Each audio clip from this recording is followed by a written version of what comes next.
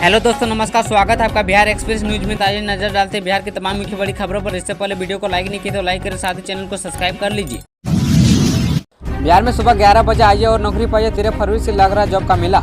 बिहार में ठंड विदा हो रही है, नौकरियों की बाहर आ रही है। बिहार में एक खास जगह पर सरकारी नौकरी का मेला लगने जा रही है। नौकरी चाहिए तो यहाँ आना पड़ेगा। यह मेला इस बार नवादा जिले में लगेगा। नवादा में बेरोजगारों को रोजगार देने के लिए एक बार फिर से रोजगार मेला का आयोजन किया जा रहा है। यहाँ पर बड़े पैमाने पर लोगों को रोजगार देने का काम श्रम संसाधन विभाग के जरिए किया जाएगा। नवादा में 13 फरवरी को जिले के ITI के मैदान के संयुक्त श्रम भवन नवादा के प्रांगण में 1 दिवसीय रोजगार कैंप का आयोजन किया जाएगा। यहाँ महाराष्ट्र IT कंपनी के जरिए लोगों को सिलेक्शन किया जाएगा। इसके बाद उन्हें रोजगार देने का काम भी किया जाएगा।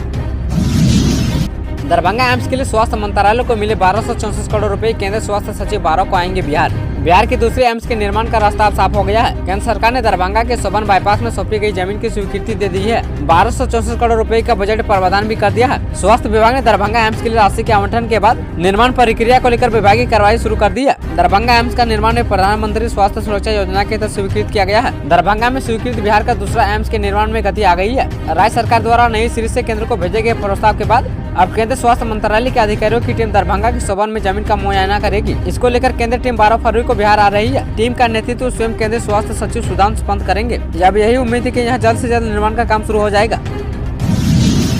बोलेरो व ऑटो की टक्कर में आधा दर्जन यात्री घायल, 2 की मौत। बिहार के बगहा वाल्मीकि नगर मुख्य सड़क मार्ग में रामपुर के समीप तेज गति से आ रहे एक बोलेरो ने यात्रियों से भरी ऑटो में जोरदार टक्कर मारकर फरार हो गया, जिस दौरान ऑटो में सवार आधा दर्जन लोग बुरी तरह जख्मी हो गए। वहीं घायल एक महिला ने इलाज के क्रम में दम तोड़ दिया है, जबकि एक व्यक्ति की बेतिया रेफर के दौरान रास्ते में ही मौत हो गई। ऑटो में सवार सभी यात्री मौनी अमावस्या स्नान को लेकर वाल्मीकि नगर स्थित त्रिवेणी संगम जा रहे थे। फिलहाल कार की तलाश में पुलिस जुटी हुई है। सरस्वती पूजा से पहले बिगड़ेगा मौसम, इस तारीख से बारिश बढ़ाएगी कनकनी। पटना सहित बिहार के कई जिलों में सर्द पछुआ हवा का प्रभाव होने से न्यूनतम तापमान में गिरावट जारी है। मौसम विज्ञान केंद्र पटना के अनुसार अगले 3 दिनों तक सुबह में मौसम शुष्क बना रहेगा। वहीं 12 से 15 फरवरी तक पटना समेत दक्षिणी भागों के 1 या 2 स्थानों पर आंशिक बूंदाबांदी का पूर्वानुमान है। सरस्वती पूजा से पहले मौसम बिगड़ने की संभावना को लेकर लोगों को मौसम विभाग की ओर से सावधान किया गया है। मोतिहारी में जांच में खुली MDM की पोल, सामने आया सबसे बड़ा घोटाला। जाने क्या है पूरा मामला। मोतिहारी के स्कूल में बच्चों के MDM खाने की थाली सप्लाई में अधिकारी और सप्लायर मिलकर बड़ा घोटाला कर रहे हैं। सरकार द्वारा निर्धारित मानक को ताक पर रखकर घटिया किस्म की थाली स्कूलों में सप्लाई किया जा रहा है। जीप ने बताया कि अरेराज प्रखंड सहित जिला के स्कूलों में सप्लाई की गई MDM की थाली एकदम घटिया किस्म की है, जिसका बाजार मूल्य 40 से 45 रुपए होगा, जबकि सरकार द्वारा प्रति थाली खरीद के लिए 120 से 140 रुपए दिया जा रहा है। अधिकारी व सप्लायर की मिलीभगत से जिला का सबसे बड़ा घोटाला है। वहीं स्कूल में MDM में दिए जाने वाले अंडा का घोटाला HM द्वारा किया जा रहा है। जीप सदस्य ने बताया कि जांच रिपोर्ट DM और DDC को भेजकर अधिकारी व सप्लायर के विरुद्ध कठोर कार्रवाई करने और पूरा जिला की थाली सप्लाई व MDM की जांच कराने की मांग किया जाएगा। शादी के बाद दुल्हन को छोड़कर दूल्हा फरार, पुलिस ने ट्रेन से पकड़ा। बिहार के मुजफ्फरपुर में शादी के बाद दूल्हा दुल्हन को छोड़कर फरार हो गया था। परिजनों ने काफी तलाश की लेकिन पता नहीं लगा। इसके बाद पुलिस से मामले की शिकायत की गई। पुलिस ने खोजबीन करते हुए दूल्हे को आरा रेलवे स्टेशन पर ट्रेन से बरामद किया है। पुलिस उससे पूछताछ कर रही है। जानकारी के अनुसार यह मामला अहियारपुर थाना क्षेत्र के शाहबाजपुर का है। शाही आदित्य उर्फ शुभम की बीते 4 फरवरी को बोचहा थाने के मंझोली में शादी हुई थी। मंगलवार शाम आदित्य ने परिजनों से 5 मिनट में आने की कही और घर से निकल गया था। इसके कुछ देर बाद से उसका मोबाइल स्विच ऑफ हो गया था। इसके बाद परिजनों ने देखा तो शुभम घर पर नहीं था। काफी तलाश की गई मगर कोई पता नहीं चल सका। परिजन शिकायत लेकर पुलिस के पास पहुंचे। पुलिस ने शिकायत के आधार पर मामले की जांच शुरू की और शुभम की तलाश में टीम निकली। पुलिस ने मोबाइल सर्विलांस और CCTV के आधार पर जांच शुरू की है। इसके बाद पुलिस ने 36 घंटे बाद शुभम को बरामद किया है। पुलिस ने जब उसे पूछताछ की तो शुभम ने निजी कारणों के साथ ही मानसिक तनाव होने की बात बताई है। शुभम आरा रेलवे स्टेशन पर बेंगलुरु जाने वाली ट्रेन में मिला। इसके बाद उसे पुलिस मुजफ्फरपुर लेकर आई है। शुभम के घर आते परिवार खुशी से झूम उठे। 22 साल पहले गुम हुआ बेटा साधु बनकर लौटा, मां से भिक्षा मांगते हुए रोने लगा।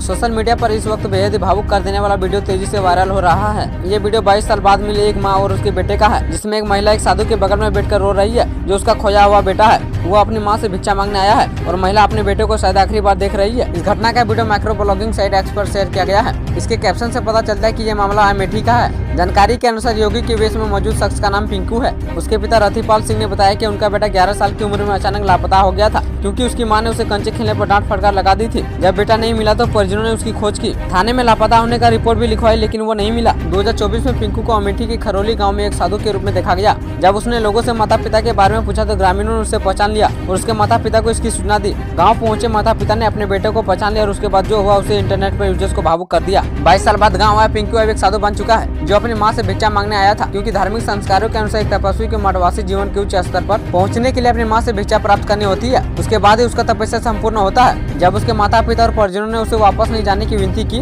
तो पिंकू ने बोला कि वो अब संस्कारिक रिश्तों को त्याग कर एक योगी बन चुका है। जब माँ ने उसे अपने पास रोकने के लिए भिक्षा देने से इनकार किया तो उसने कहा कि वह पितरी घर के दरवाजे से मिट्टी लेकर चला जाएगा। घर वाले के काफी समझाने के बाद भी पिंकू भिक्षा लेकर चला गया। मिट्टी के लिए बहाया खून, बिहार की सर में पीट कर बुजुर्ग की हत्या। बिहार के मुजफ्फरपुर में हत्या का एक अजीबोगरीब मामला सामने आया है। महज एक टोकरी मिट्टी के विवाद में एक बुजुर्ग की पीट कर हत्या कर दी गई है। घटना सराया थाना क्षेत्र के रुपौली गांव की है। पुलिस ने मामले की छानबीन शुरू कर दिया है। बुजुर्ग की हत्या का आरोप पड़ोसियों पर लगाया जा रहा है। ग्रामीणों से मिली जानकारी के मुताबिक गुरुवार को 56 वर्षीय भोला साहनी की बहू एक सरकारी पोखर से मिट्टी काटने के लिए गई थी। गांव के 2 लोगों ने मिट्टी काटने से मना कर दिया। सरकारी जमीन से मिट्टी काटने पर मना करने को लेकर दोनों के बीच कहासुनी हो गई। जब विवाद बढ़ा तो भोला साहनी उसके घर पर पहुंच गए। इधर विरोधियों ने भोला साहनी के घर पर चढ़कर चापाकल तोड़ दिया। उन लोगों को रोकने के लिए जब भोला साहनी बीच में पहुंचे तो पीट कर बेहोश कर दिया। SKMCH में इलाज के दौरान उनकी मौत हो गई। श्री कृष्ण मेडिकल कॉलेज के पुलिस ओपी में परिजनों का बयान दर्ज कराया गया है। घटना के बाद से आरोपी घर छोड़कर फरार है। सरैया पुलिस ने कहा कि जल्द ही आरोपितों को गिरफ्तार कर लिया जाएगा। बिहार भागलपुर के स्कूल में फाइलेरिया की दवा खाते ही बच्चों की बिगड़ी तबीयत एम्बुलेंस से लाई गई अस्पताल। बिहार के भागलपुर में फाइलेरिया की दवा खाने से एक सरकारी स्कूल के कई बच्चों की तबीयत बिगड़ गई है। मामला मध्य विद्यालय उर्दू बाजार का है, जहां सरकारी अभियान के तहत फाइलेरिया के लिए बच्चों को दवाई खिलाई जा रही थी। शिकायत है कि दवा खाने के बाद करीब आधा दर्जन से अधिक बच्चों की तबीयत बिगड़ गई है, जिन्हें इलाज के लिए मायागंज अस्पताल लाया गया है। वहीं अस्पताल में अभिभावक, शिक्षक व दूसरे छात्रों की भीड़ जमा हो गई है। मध्य विद्यालय उर्दू बाजार में सरकारी अभियान के तहत बच्चों को फाइलेरिया की दवा शनिवार को खिलाई जा रही थी। इसी भी दवा का डोज लेते ही कुछ बच्चों की तबीयत बिगड़ने लगी। बच्चों के परिजनों को भी इसकी सूचना मिलते ही आनंद फानंद में अस्पताल पहुंचे। परिजनों की शिकायत है कि बच्चे दवा खाते ही असहज महसूस करने लगे। कई बच्चों को सांस लेने में परेशानी महसूस होने लगी। बच्चों की तबीयत बिगड़ने की सूचना के बाद प्रशासन की टीम भी मौके पर पहुंची। बिहार में ठंड के तेवर पड़े ढीले, इस तारीख से बदल जाएगा मौसम। बिहार में पटना सहित करीब 22 जिलों में 11 फरवरी से हवा के रुख में बदलाव के आसार हैं। पूर्वा हवा चलने से अधिकतम और न्यूनतम तापमान में 2 से 3 डिग्री सेल्सियस तक बढ़ोतरी होगी। इससे लोगों को ठंड से राहत मिलेगी। वहीं शनिवार से पछुआ की रफ्तार थमी है और अगले 2-3 दिनों तक न्यूनतम तापमान में गिरावट जारी रहेगी। इस कारण सुबह और शाम के समय लोगों को ठंड का एहसास होगा। रविवार से पूर्वा हवा के प्रभाव से तापमान में बढ़ोतरी होने लगेगी। दूसरी ओर मौसम विभाग की ओर से अगले 5 दिनों का पूर्वानुमान जारी किया गया है। इसके तहत उत्तर बिहार के जिलों में आसमान में हल्के बादल के साथ मौसम शुष्क रहने का अनुमान है। इस अवधि में अधिकतम तापमान 21 से 24 डिग्री सेल्सियस हुआ, न्यूनतम तापमान 10 से 13 डिग्री सेल्सियस के बीच रह सकती है। अगले 2 दिनों तक 5 से 6 किलोमीटर प्रति घंटे की रफ्तार से पछुआ हवा चलेगी। उसके बाद पूर्वा हवा चलने की संभावना है। तापमान में हो रहे उतार चढ़ाव के कारण स्वास्थ्य संबंधी समस्या से परिवार के लोग घिर चुके हैं। सबसे अधिक बच्चे और बुजुर्ग की परेशानी बढ़ गई है।